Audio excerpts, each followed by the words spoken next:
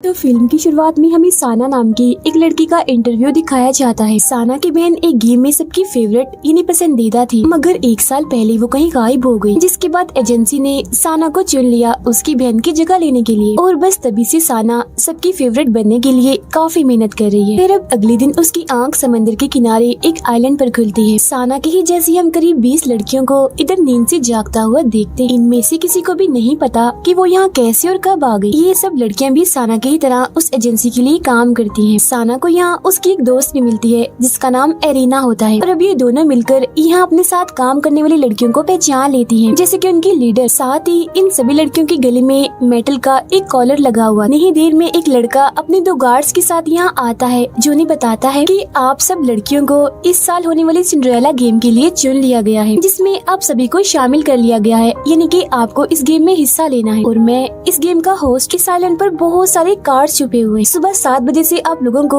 वो कार्ड्स ढूंढने में लग जाना है, और शाम के 7 बजते ही एक क्लब, जो कि दरअसल एक गेम खेलने की जगह है, वहाँ पर पहुँच जाना है। वहाँ आप सभी के बीच कार्ड्स गेम खेली जाएगी, और जो गेम हार जाएगा उसे इस गेम से निकाल दिया जाएगा। आप सभी के बैग में अपना अपना मोबाइल है, जिसके अंदर सभी कार्ड्स की लोकेशन डाली हुई है, मतलब कि कार्ड्स का पता कि कौन सा कार्ड किधर है, ताकि कार्ड्स आप सभी को आसानी से मिल जाएं। जो भी आखिर तक इस गेम में टिका रहेगा, मतलब जो इस गेम को जीत जाएगा, उसे इस मुल्क का सबसे फेवरेट बना दिया जाएगा, यानी जिसे सब लोग पसंद करेंगे, जिसके बाद उसे इनाम मिलेगा। फिल्म्स और एड्स में काम करने के लिए बहुत सारे एल्बम्स मिलेंगे। तभी एक लड़की बोलती है कि मुझे इस बकवास गेम में कोई दिलचस्पी नहीं है, और यहाँ से जाने लगती। उसे जाता देखकर एक गार्ड अपने टैब का बटन दबाता है, जिसके फौरन बाद वो मेटल का कॉलर जो उस लड़की के गले में बंधा था वो आवाज करने लगता है, और फिर तभी अचानक उस लड़की की मौत हो जाती है। उन्हें ये नजारा दिखाकर गेम होस्ट कहता है कि तुम सबके कॉलर में जहर का इंजेक्शन लगाया हुआ है, जो हमारे एक बटन दबाते ही उस इंसान में चला जाएगा, जिससे उसकी मौत हो जाएगी। तो यहाँ से भागने का तो बिल्कुल भी मत सोचना। अब ये जानकर सारी लड़कियाँ काफी डर जाती हैं और समझ जाती हैं कि हम इस जानलेवा गेम में फंस गई हैं। वो ये भी जान लेती हैं कि हमारी एजेंसी ने ही मोटी रकम लेकर हमें यहाँ पर भेजा है। इसके बाद गेम होस्ट उन्हें गेम के और असूल बताने लगता है कि आइलैंड पर आप लोगों को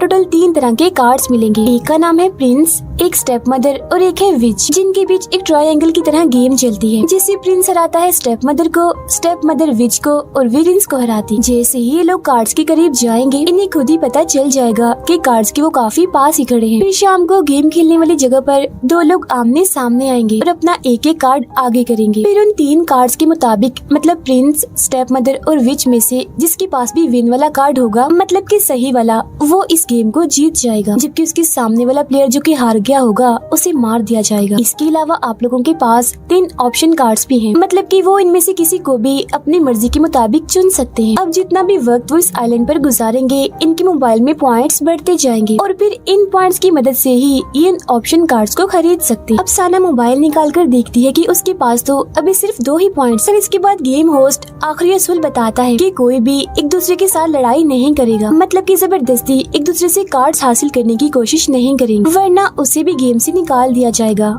मार कर। और इसी के साथ गोली चलाकर वो सिंड्रेला गेम की शुरुआत कर देता, जिसके बाद सभी लड़कियां कार्ड्स ढूंढने के लिए आइलैंड के अंदर भागती। थोड़ा आगे जाने पर साना को एक कार्ड मिल जाता है, मगर वो उसे एरिना को दे देती है कि इसे तुम रख लो। फिर वो देखती है कि एक लड़की दूसरी लड़की के पीछे भाग रही है, तब उसे लगता है कि ये दोनों लड़ रही हैं, तो वो भी मदद करने के लिए इनके पीछे भागती है। अब जो लड़की पीछे भाग रही थी वो उस लड़की को पकड़ ही लेती है और उससे कार्ड छीनने की कोशिश करती है, जिससे तभी उस लड़की का कॉलर बचने लगता है और वो मारी जाती है। जिसके बाद गेम होस्ट उसकी मौत का ऐलान करता है और एक बार फिर सबको बताता है कि ऐसे मत करो, एक दूसरे के साथ ना लड़ो तो ही अच्छा है। जिसके बाद अब साना उस लड़की के साथ आगे बढ़ने लगती है। तभी साना के मोबाइल में कार्ड के करीब होने का बताया जाता है। तब भागकर साना उस कार्ड को उठा लेती है, मगर ये कार्ड भी वो उस लड़की को ही रखने के लिए दे देती है। अब शाम के 7 बजने ही वाली थी। साना उस लड़की को कहती है हमें गेम वाले एरिया में चलना चाहिए। वो लड़की साना से पूछती है तुम्हें कितने कार्ड्स मिले हैं। तब खुशी खुशी साना अपने बैग से कार्ड्स निकाल कर उसे दिखाने लगती है, जो 2 थे, और तभी वो लड़की उन कार्ड्स को छीनकर भाग जाती है। अब यहाँ वो समझ जाती है कि इस लड़की ने मेरी अच्छाई का फायदा उठाया है, ये एक धोखेबाज लड़की। और पहली लड़की जो मरी थी वो भी दरअसल इस चालाक लड़की के पीछे इसीलिए भाग रही थी ताकि अपने कार्ड्स इससे वापस ले सके, क्योंकि इसने उसके भी कार्ड्स छीन लिए थे। चालाक लड़की कहती है मेरे पास अब पूरे 5 कार्ड्स हो गए हैं, देखना इस गेम को मैं ही जीतूंगी, और यहाँ से भाग जाती।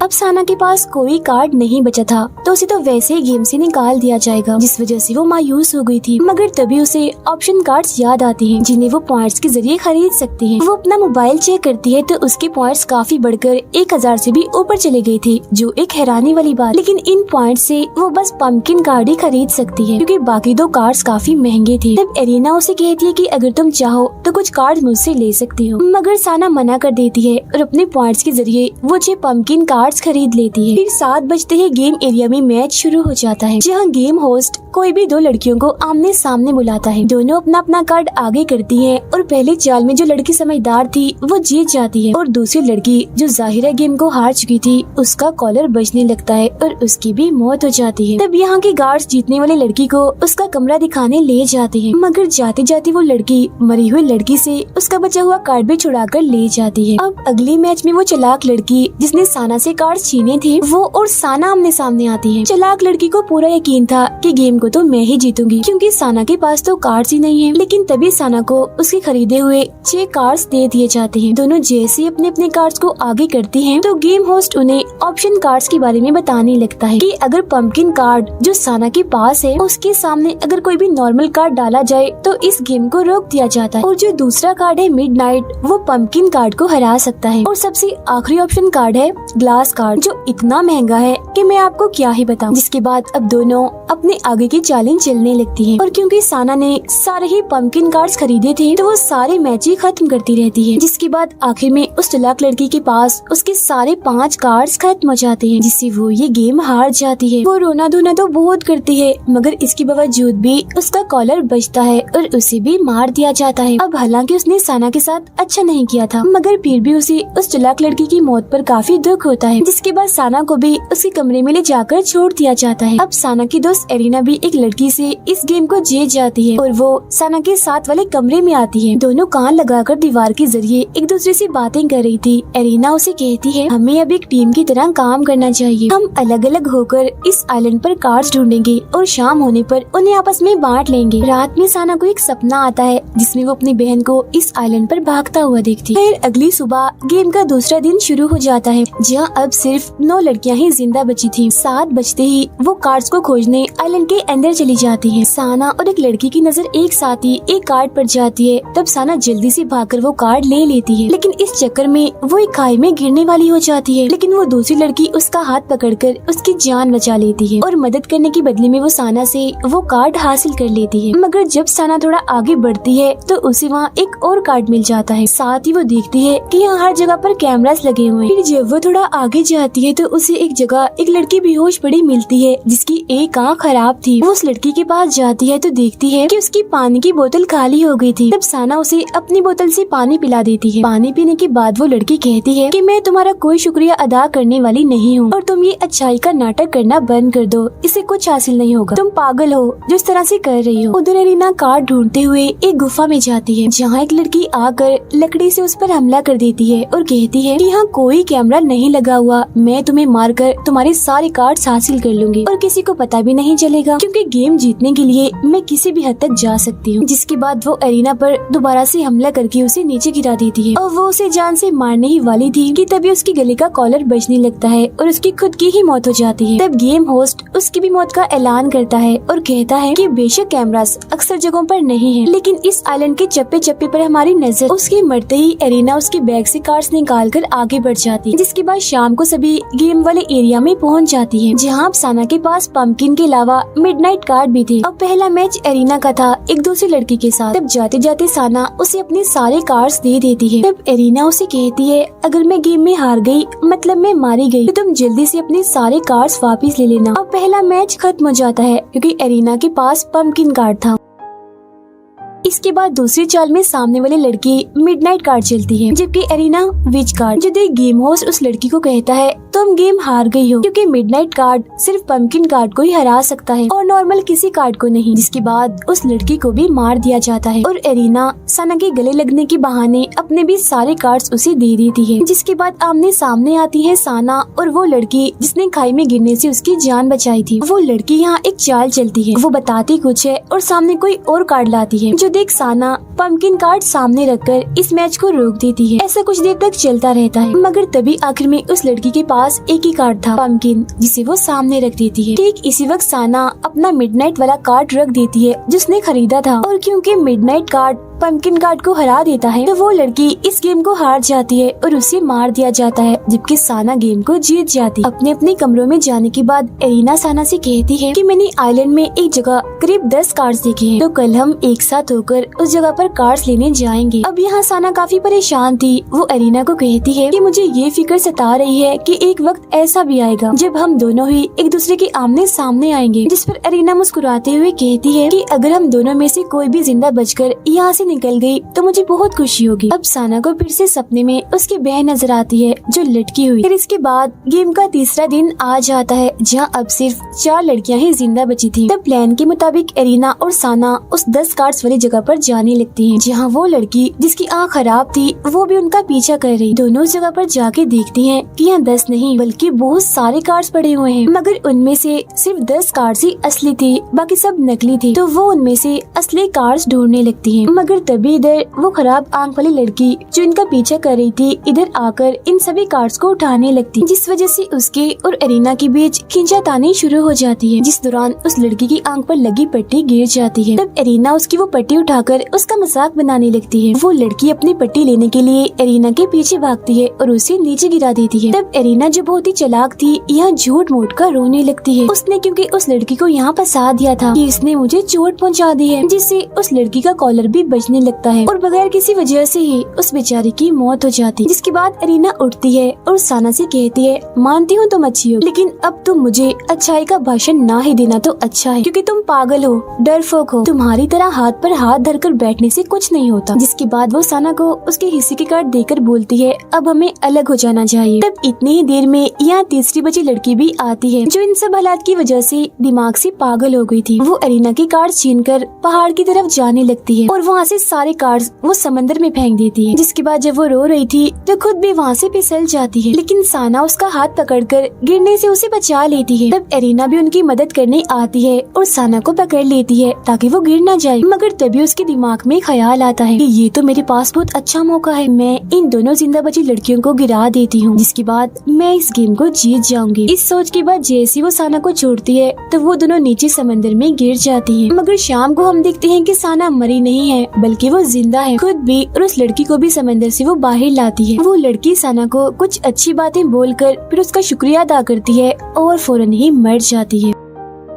इसके बाद गुस्से में साना गेम वाले एरिया में जाती है जहाँ एरिना आकर उसके गले से लग जाती है। वो देखती है कि एरिना का कॉलर तो पहले से ही बज रहा है। तब मरते मरते एरिना उससे माफी मांगती है कि मैंने तुम्हारी बहन को भी मारा था और तुम्हारे साथ भी अच्छा नहीं किया। जिसके बाद एरिना की भी मौत हो जाती और अब इस गेम में सिर्फ साना ही बची थी। वो पूछती है कि मैच खेले बगैर ही आपने एरिना को क्यों मारा, जिस पर गेम होस्ट कहता है क्योंकि पिछले साल वो सिंड्रेला गेम में जीत गई थी और फाइनल मैच इन्हीं आखिरी गेम में उसने तुम्हारी बहन को हराया था, लेकिन अब मुझे चेयरमैन से ये ऑर्डर मिला था कि मैं एरिना को ये गेम जीतने ना दूं, और वैसे भी वो बहुत तेज है तो गेम देखने वाले लोग उसे तंग आ गए हैं। आगे वो बताता है कि जो सिंड्रेला गेम है और इसमें जितने भी मैच दिखाए गए ये एक शो है जो आइलैंड पर लगे कैमरास की मदद से रिकॉर्ड किया जाता है और लोग पैसे देकर इस शो को देखते हैं। जिसके बाद इन पैसों को सभी प्लेयर्स की खूबियों के हिसाब से पॉइंट्स में बदल दिया जाता है। जैसे साना शुरू से ही यहाँ पर हर किसी की मदद करने की कोशिश कर रही थी, जिससे वो सब देखने वालों की फेवरेट बन गई थी और यही वजह है कि उसके पॉइंट्स इतनी तेजी से बढ़ रहे हैं। जिसके बाद टीवी होस्ट को चेयरमैन की तरफ से ऑर्डर मिलता है कि साना को